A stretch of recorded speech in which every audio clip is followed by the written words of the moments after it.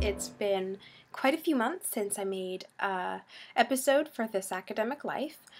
Things get busy, as they do in academia, but I wanted to talk about a really important subject, something that kind of really came up for me when I went to a conference about 3 weeks ago, and that is how to give a really good conference paper.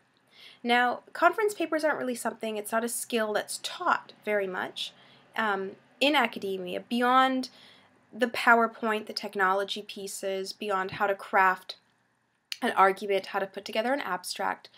Sometimes people talk about what to wear at conferences, but by and large, people don't talk about the conference paper as both an academic genre as well as a performative genre. So that's what I want to talk about today and kind of give a few tips and tricks of what might really help to give a good conference paper. So conference papers are something that I haven't had a lot of fear around, especially the performative piece, the public speaking piece of it, because I have a long history of being in the theater and doing public speaking competitions, and that's really something that I'm very much into, is the performative aspect of it. When you go to a conference, the idea is that you are sharing your ideas with a community, and hopefully what comes out of your paper, and especially if there's a panel of papers where there's sort of cross-fertilization of ideas, is that you generate a conversation.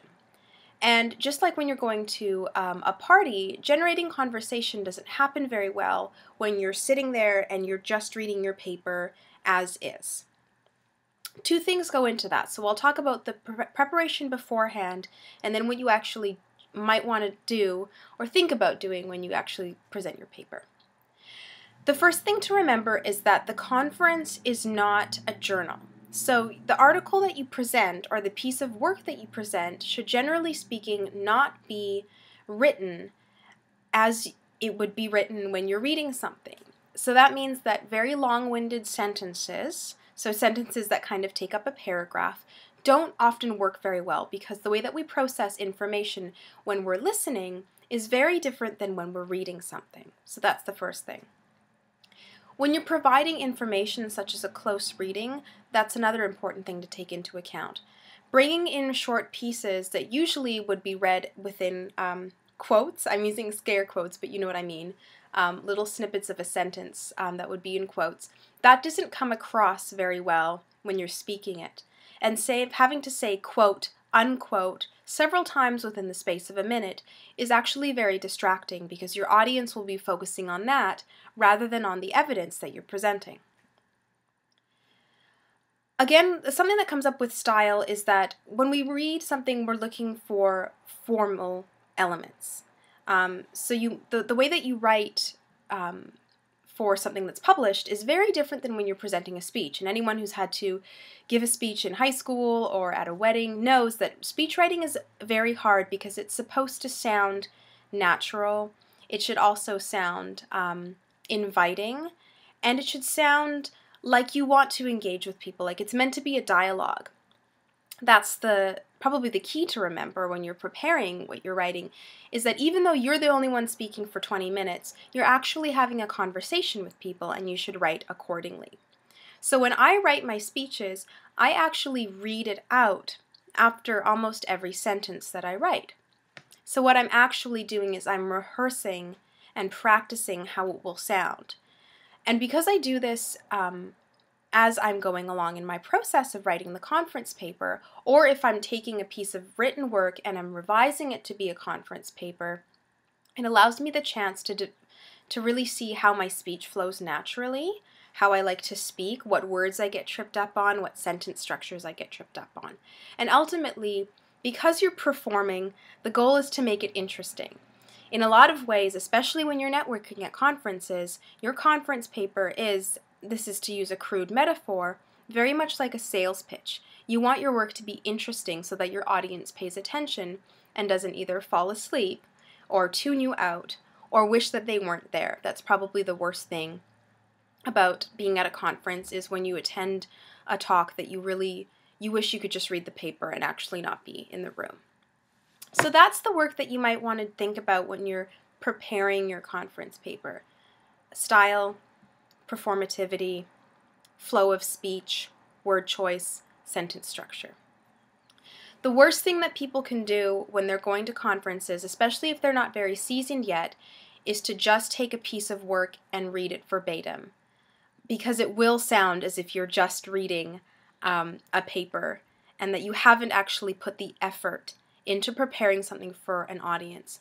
That's another thing that I want to stress. When you're going to a conference, especially an international conference, or any conference really that isn't just a group of you and your peers, people have paid money, spent money on flights and hotels, not just so that they can give a paper, but that they can listen to other people's papers. So in some ways, they're paying to see you perform for them or to engage with them. So I always think of it as my responsibility to kind of pay respect to that and to really kind of honor the fact that we're all here working towards the same ends, which is to have a conversation. Now, what do you do when you've actually gotten to the conference and you're there to present? A couple of things that really help me, and these are kind of theater training tricks, are 3 things. 1, make sure that the way that you dress is something that's comfortable, but not distracting for your audience. Because again, you want them to pay attention to your words, not necessarily your appearance. So if I was going to a conference, I'm wearing a hair bow today, which is a black hair bow and it blends in, but I probably wouldn't be wearing it when I present a conference paper, because it's too close to my face and that can be incredibly distracting. Same goes for very large earrings, shirts that are very, very distracting and loud in a lot of ways. So this is a shirt that's got a little bit of design on it, but it's black and white. It's very, very plain. I probably wouldn't wear a shirt that has tons of logos and tons of colors on it. Which isn't to say that you can't dress fashionably at a conference and that you can't wear color at a conference. You don't have to stick to the black, white, and gray or the plain colors, but make sure that what you're wearing doesn't take away from what you're saying. The second thing is to pay attention to your body language. Now, there are different configurations that you find yourself in at conferences. What usually happens is that you're sitting at a table with other people there, and you're sitting there with your laptop or your paper or whatever you're reading from. Sitting down is a very passive position, and you can get often too comfortable with that. So watch your posture. Make sure that your head is still upright and that your shoulders are down. Having your shoulders up shows that you're not engaged. And that can be hard when you're holding papers, but again, just a shift in posture can really help your audience to engage. The second configuration that you might find yourself in is having to stand up and present at a lectern or at a podium. Now that gives you an automatic advantage in terms of people paying attention to you, because everyone else in the audience will be sitting and you'll be up at a higher level. So make the best use of that.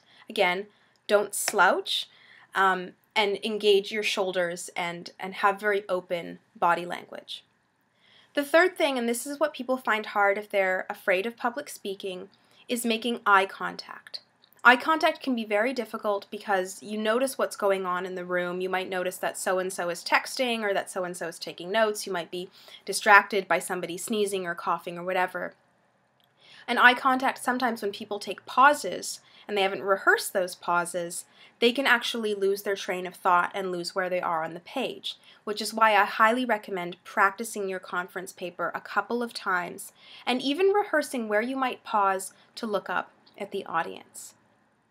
So those are a couple things about performativity. The fourth thing about performing on the day of is to pay attention to your tone of voice and how you speak. So sometimes I actually speak in a really high voice, but when I'm giving a conference paper, I use a lower register, because a lower register, and there are scientific studies that prove this, often help to convey a sense of confidence, that the audience will have more confidence if you're speaking in a lower register as opposed to a higher one. So, I mean, everyone has different voices, everyone speaks differently, but we all have access to a lower register, and it also means that we have to breathe a bit differently. A lot of people breathe very shallowly, which often engages a higher register, but learning how to breathe sort of from your diaphragm can really help you engage that lower register. So you might want to record yourself or get some input about how you sound. these are all things that will make your conference paper really engaging. And at the end of the day, it is a performance. And I know that there's a lot of pretense and a lot of kind of bullshit that goes into conference paper, a lot of posturing. But in the end, don't take it too seriously. It's not a published journal, it's a performance, and it's also a conversation. The last thing that I want to convey is that people are generally there because they're interested. They are on your side, which means that all these fears about public speaking that often crop up really shouldn't crop up at a conference. There might be people who, criticize your argument or start kind of heckling you or whatever, but I find that those people are fairly rare. And if that does come up, there are often people who are willing to kind of jump in and take your side. And that, in fact, is kind of the role of the moderator or the discussant on the panel, if you have one, is to be able to negotiate those kind of social dynamics that come up. So those are just some thoughts about conference papers. Conference season is year-round in academia. I know that a lot of really great summer conferences are coming up. I'm going to Milwaukee in July for a conference, and I'm really excited because it's a chance to kind of test my boundaries and my comfort zones. So even though I have a lot of experiences with these things, I also have to be mindful because each conference is different and each paper is different. So hopefully this is helpful. As always, share your thoughts with me about your conference experiences or tips and tricks that you might have. And I'll see you in the next episode, which hopefully will be sooner. So yeah, bye you guys!